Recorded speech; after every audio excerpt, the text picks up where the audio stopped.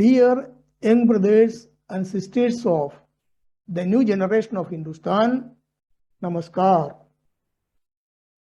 In today's episode of our exploration of the true history of Hindustan, let us have a look on the difference between the culture of Hindustan and the culture of the rest of the world. When we talk about culture, we can define it as the attitude and behavior of a certain population or a society evolved, developed, grown up, updated, refined, and fine-tuned results of the wisdom, knowledge, and intelligence of that particular population or that particular society of a particular geographic region. So in this way, we have an approximate idea which is almost complete about what is meant by culture. And as at present, when we mention about culture, mainly two cultures are taken into consideration. That is the Western culture and the Eastern culture. The Western culture is the European culture, which was later exported to all those continents invaded and possessed by the Europeans. And as far as the Eastern culture is concerned, the culture of Hindustan is considered as the representative of the Eastern culture. In addition to this, when we talk about culture, there are also cultures related to the religions, such as Islamic culture as well as Christian culture. And the Christian culture is almost completely dissolved in the European culture. So these are some basic ideas regarding the culture of various populations. When we consider or compare the Western culture to the Eastern culture or the European culture to culture of Hindustan or Arsha Bharatam, we have a documented testimony to make a comparison between these two cultures. It is taken from the Bible itself, so it is authentic. It is clearly written in the Bible that when Jesus Christ was born, 3 kings from the East came to visit Jesus Christ. Based on their extraordinary knowledge and experience in astrology and astronomy, those kings could identify a particular star which announced the birth of an extraordinary personality in the world. And based on their calculations, they also identified more or less the place where this extraordinary child could be born. And they thought, naturally, this was a prince. So, several months in advance to the birth of Jesus Christ, they planned, prepared, and started their journey towards the birthplace of Jesus Christ. And finally, they reached Palestine. And they found this poor Jesus Christ in a very pathetic condition, in a cattle shed. They were expecting maybe in a palace, a royal palace. But they found this child in a cattle shed with his parents, almost peasants, abandoned, without any possibility to have a better settlement to give birth to Jesus Christ. So this was the situation those 3 kings witnessed. But even then, they could identify the nobility of this child in that particular condition. And having identified the nobility of this child, they knelt in front of him, worshipped this child, and presented their gifts, which were most precious objects of that period. That was gold, myrrh, and incense. So during that period, these were most precious objects to be presented and royal presentation. We know that 700 years before the birth of Jesus Christ, the first university ever existed on the surface of this planet was in Hindustan, and that was in Takshashila. More than 10,000 students from various geographic regions such as Japan, Korea, China, Egypt, Greece, etc. were studying there.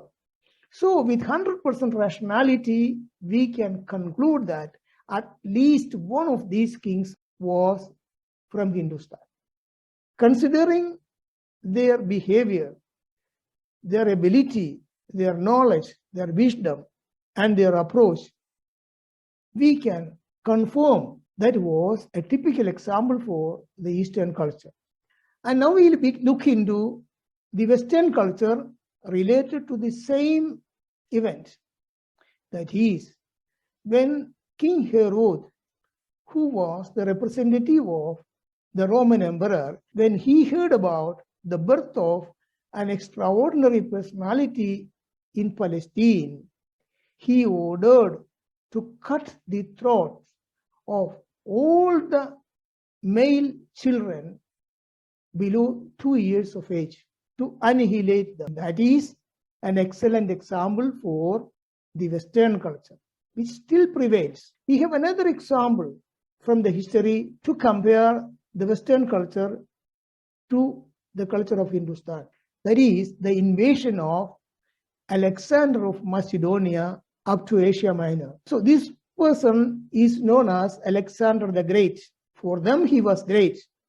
But considering the culture, nobody can accept that Alexander of Macedonia shall be nominated as Alexander the Great. Probably for this reason, our Sadguru has completed his name as Alexander the Great Idiot. Okay, let us keep it apart. Anyway, what I was trying to make you reflect is that the West had always in its culture invasion, looting, plundering, destroying the rest of the world. At the same time, that is during the period of the invasion of Alexander up to Hindustan, Chandragupta Maurya was the emperor of the Maurya Empire, and Chanakya was his advisor also. And the Maurya Empire was in the maximum of its splendor and glory at that period. So Chandragupta Maurya was many times more powerful, more efficient, and more rich compared to the Alexander of Greece. Suppose if he had the idea as that of a person of the Western culture, Chandragupta Maurya could have invaded the whole world and kept under his possession, under his feet. But he didn't do that. Why? Because the culture was consolidated on the fact or the principle that the whole world is a single family.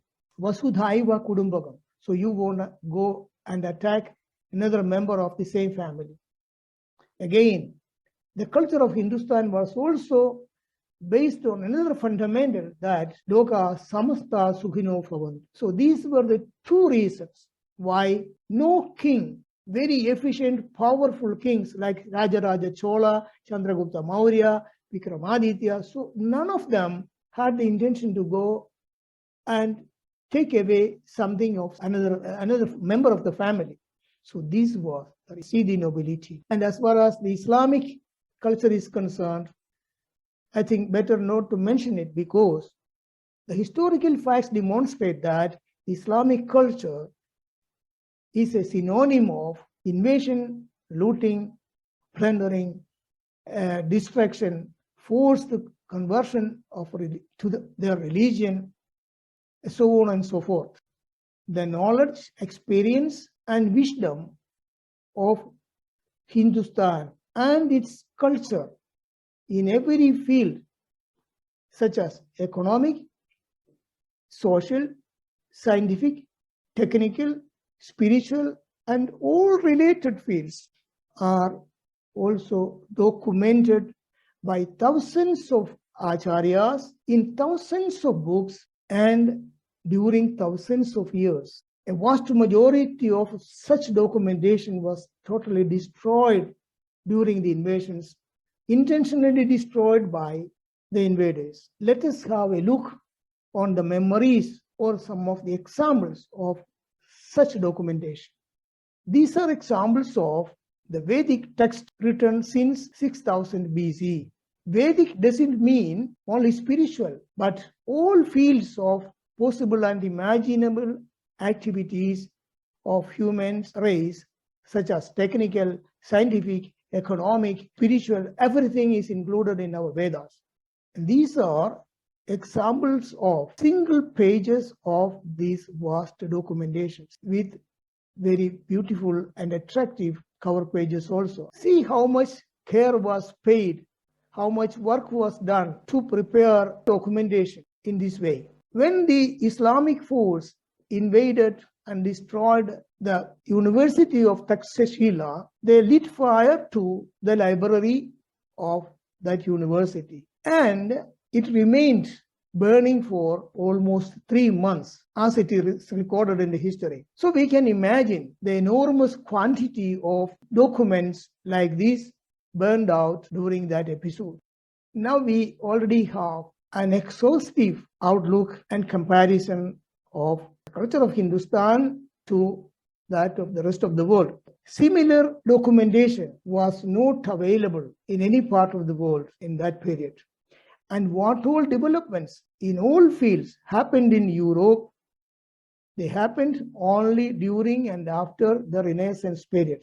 So compare the time span also related to the culture of Hindustan and the culture of the West. We can frankly affirm that when the British or when the Europeans were totally naked, running after the wild pigs to hunt them, Hindustan was far advanced. So this fact we shall not forget. This also is an example or a proof of the vastness, the richness, and the nobility of the culture of Hindustan. And if you find or if you feel that these are important information that a son or a daughter of Hindustan should understand, please share it with your friends and relatives. And also try to subscribe this channel so that you won't lose any of the episodes which I will be posting, because this is a series of episodes I would like to conduct. So thank you very much for your kind attention. Jai Hind.